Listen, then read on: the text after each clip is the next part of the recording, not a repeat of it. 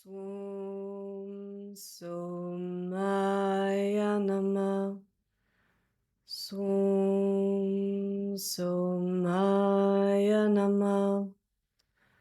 Swam Somaya Nama.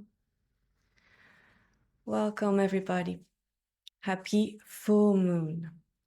We're going to talk a little bit about this full moon, some important planetary positions that are taking place right around this time of the full moon, and some words of advice. The moon will be full on October 17th. For the next couple of months in the Sidereal zodiac, the moon is going to reach fullness in between sign. So this time, the moon is reaching fullness at about 0.25 degrees of Aries in the Sidereal zodiac. So it's an Pisces Aries right on the edge, full moon. On the day of this full moon, the sun is going to be changing signs because the sun is right opposite. So if the moon is in between sign during the full moon, that means the sun is also right opposite, also in between signs. That trend is going to be lasting until May 2025 of this in-betweenness during the full moon, not the dark moon, the full moon. So we have this full moon that's going to culminate in Aries. On the same day, the sun is going to reach its debilitation sign. And on the 20th, a few days later, we are going to see Mars move into its sign of debilitation in a water sign, Cancer. Venus is currently in Scorpio. So for the next month, it's a recurring theme. In terms of Venus and relationship, being Venus in Scorpio and Mars about to move into its debilitation sign, we should be really mindful and aware of our boundaries, where there needs to be more boundaries, where there needs to be less, and how we're handling the whole idea of what we need, when we need to say that's enough, how can we say that kindly, how can we find the space within ourselves to make those important life safety and decision about how much boundaries is needed. Another important parallel theme that relates quite a lot is also the sun being debilitated shows a lack of knowing how to organize time. The sun rules over regularity, over time, our ability to do things regularly. Yeah. So again, how we're spending our time. We have this last few months of the Gregorian year of 2024. And it's really good to ask ourselves how we're spending our times, and especially if it's in relationship to our boundaries with relationships. If there's people that are not treating us so kindly, why are we giving them so much of our time? Where are we putting ourselves in situations that are not helpful for our growth and our overall well-being? Both Mars being debilitated and Sun being debilitated shows that it's going to be a couple weeks, especially very heightened, a sort of dosha for the fire. So we're seeing this full moon coming in a fire sign of Aries, which is a sign owned by Mars. And a couple days later, we'll have the Sneecha Mars and the Sun debilitated. So we're really seeing a lot of theme around our fire. How are we using this fire within our strength to ignite things, to move things forward? And when we're taking it over the edge, when there is excess anger, excess frustration, often a debilitated Mars can show quite a lot of passive aggressive behaviors, because the anger, the ability to say, hey, that's enough, isn't there. It's almost like an inner mix of emotion where we're not able to put these boundaries in place and say it in a way that's strong and definitive without being overly on the other side of being towards excess anger. Yeah. So this dosha of fire. It could also affect our digestion. We could see also a more amount of issues around heart issues, especially with the sun debilitated. So take your medication.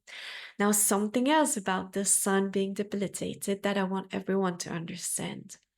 The sun is our planet that kind of fights or combats or helps us overcome the kind of Saturnian heaviness. So this applies especially for people that struggle with depression. If the last few years, the last couple of months, there's been some depression, just know during this time of the sun transiting Libra, which begins with this full moon and is going to be until mid-November, it's going to be quite strong. Yeah, so make sure you take care of yourself. Make sure you call your friends, that you make time to be with people. If you need to sign up to try to get your body moving to kind of bring up your mood, it's a great thing to do that. Just try to sign up to some. If you live in a city, there's all sort of fun random class. I know here we have this bike in the pool type of thing. Other places have trampoline and music, whatever gets you. Ice skating, sometimes people get, you tell them exercise, they're like, oh, but ice skating or to get a rollerblades and with the protection, yeah, because this fallen Mars can also show little knick-knack incidents, so just don't go too crazy. But anything that gets you moving and out of the house, because between this mid-October until mid-November, Saturn is going to be heavy because we have this fallen sun. We have this lack of fire in the sky, and Saturn is going to be stationary mid-November with the next full moon, so in a month's time. So again, if you know anyone who has a bit of a hard time with this heaviness of Saturn at the moment, make sure you check up on them. Yeah. And if you are someone who does struggle with that, make sure you get the extra help this month. Don't get discouraged. Yeah. Things will lift, especially once we get past that mid-November. That being said, Saturn is going to get very strong around November 11, 12, 13, the whole week before. So the first, November 7 until November 15, it's going to be a strong Saturn for the reason that it's going to be stationary until it starts to move forward again. And usually what that shows is that Saturn is very strong in that moment, so very heavy on us. And especially for Saturn. For Jupiter, it's a little different. But going stationary, because we just had a Jupiter going stationary. But when Saturn goes stationary, it really has the hand of Yama. Yeah, the hand of the god that waits our karma, our good action or bad action. And that hand, that grip is really strong at that time.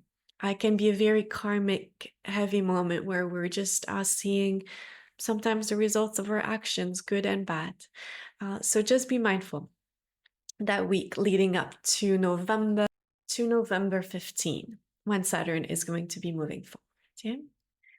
I'll do a full report over the impact of this debilitated Mars as it's going to be moving through Cancer. It's going to be stationary. It's going to move backwards into Gemini. There's going to be, our dark moon of the end of November is going to be in a Martian sign with Mars debilitated. So all that, it has more to do with the impact on mundane astrology, on war zones, especially military. Mars represents military. So we know it's going to be a very difficult time for military, especially in Ukraine, in war zones where we're seeing just military having difficulty, having enough people in the military, and just there's a certain sense, the suffering of having the resources, what needs to be there for the war. So I'll do a full report that's focused on that, but I wanted to leave you this note for this full moon in Aries. Again, I talked to you about my main message. I want you to be really mindful around mental health. There's also some really sweet days in the next month coming. There's going to be a beautiful full moon in December, right by Jupiter. We're heading slowly towards Jupiter changing sign and heading towards its exaltation sign. So there's a lot of beautiful alignments. Let's keep that in mind. And in the Vedic calendar, this full moon is a special full moon that is like the nectar, a nectar-filled full moon. Um, it's said that on this night, Krishna, the god Krishna, uh, played his flute, and all the gopis danced, and they went to the forest. And so there is a sort of celebration, of enchantment that comes with this full moon in the Vedic tradition, in the Hindu tradition. So take advantage of that. Lean into listening to beautiful music on this full moon. You can go out with friends and gather with family. There's a certain sense of community that is good to have. If you do that, you can take some water and leave it outside under the moonlight, or just take a walk to see the moon. If you get to see it, it's raining here. So don't know that I'll be able to see it, which I was out last night already looking at the beautiful light that was coming, and it's not even the full moon day yet. So take advantage of this part of the full moon, that it is, whenever the moon comes full, there tends to be a certain positivity. So that's beautiful. And this full moon represents all this nectar and this sweetness, especially in our Vedic tradition. I'm going to do, again, the next video will be Mars focused, and that's going to take a little longer than my usual videos because I need to do a 6-month review to explain how the timeline looks like. Otherwise, it's not complete. So just be patient. That video is also going to come with a blog post of the whole Panchanga, the whole transits detailed, and calendar that's going to be on the blog, which I'm very excited about. And that post is also going to do a short review of the big conjunction that is coming this spring. That is a very long time since we've had such a big conjunction. So I'm going to be talking about the springtime conjunction, which is, very, very intertwined with this transit of Mars, which is going to last until June. This big conjunction is in March. And then in April, we have two planets meeting in the sky. So we have a lot going on in the early spring, and it's going to be very much leading to this moment in time, and then moving past like the mountain, like things coming to peak, and then it will settle back down. So just be aware of that. That's in the spring, and I'm sending you much love. The first mantra I did was for Chandra. It's a beautiful moon mantra.